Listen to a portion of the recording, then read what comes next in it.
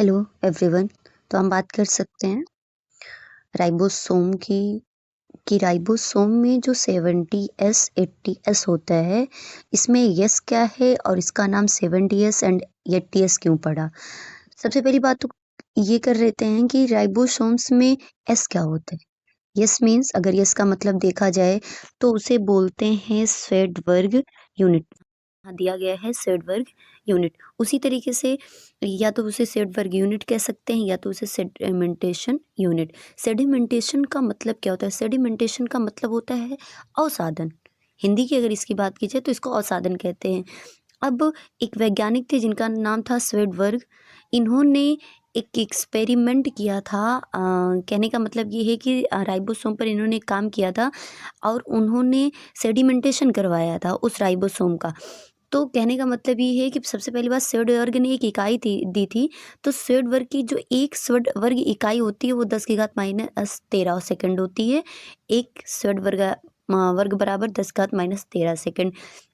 अगर जैसे कि बात की जाए अवसादन किसे कहते हैं? अवसादन का मतलब ये होता है कि मान लीजिए फॉर एग्जांपल अगर हमने एक ऐसे क्या नाम है परख नली ले ली, इसमें हमने डाल दिया जल डाल दिया और उसमें थोड़े से हम मिट्टी के कण डाल दें। तो उस जब मिट्टी के कण उसमें डालेंगे, अगर इसको क्या नाम है हम स्टेरिंग कर दें, मतलब कहने का मतलब इसे पूरा मिक्स कर दें और कुछ टाइम के लिए हम उसे अनडिस्टर्ब रख दें, पानी और मिट्टी को। तो थोड़ी देर बाद हम ये देखेंगे कि जो मिट्टी के कण होते हैं वो नीचे बैठ जाते हैं। तो यही प्रोसेस कहलाती है सेडिमेंटेशन, अवसादन। ऐसे ही जो क्या नाम है स्वेडबर्ग थे, उन्होंने राइबोसोम पर प्रयोग किया था। जैसा कि आप देख सकते हैं ये आपको एक फिगर दिखाई दे रहा है। ये फिगर जो है, इस फिगर का नाम है सेडिमेंटेशन मशीन या अवसादन मशीन भी कह सकते हैं इसको। इसमें इन्होंने क्या किया था कि जो राइबोसोम्स होते हैं 70S या 80S के जो भी राइबोसोम थे, उनको उन्होंने उसमें उस मशीन में डालकर परखनलियों में डालकर उसका अवसाद कराया। तो कहने का मतलब ये अगर बात कर सकते हैं जो 70S होते हैं, 70S राइबोसोम को जब उन्होंने अवसाद कराया तो उसका अवसादन 70 गुणे 10 की घात माइनस 13 सेकंड पर उसका अवसाद हो गया, इसलिए इसका नाम 70S पड़ा।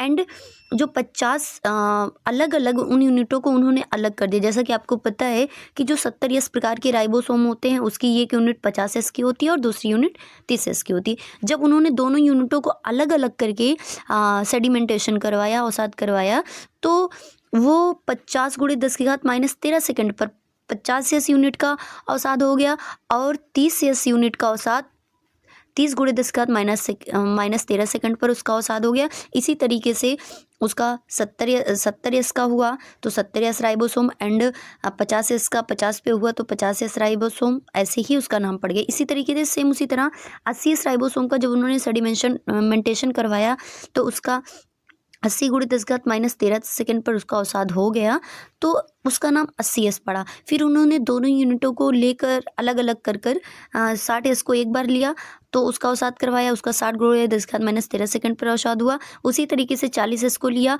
और 40 गुणे 10 घात माइनस 13 सेकंड पर अवसाद करवाया तो उसका उतने पे अवसादन हो गया। इसी तरीके से उन्होंने क्या नाम है 70S को राइबोसोम को 70S नाम दिया एंड 80S राइबोसोम को 80S नाम दिया।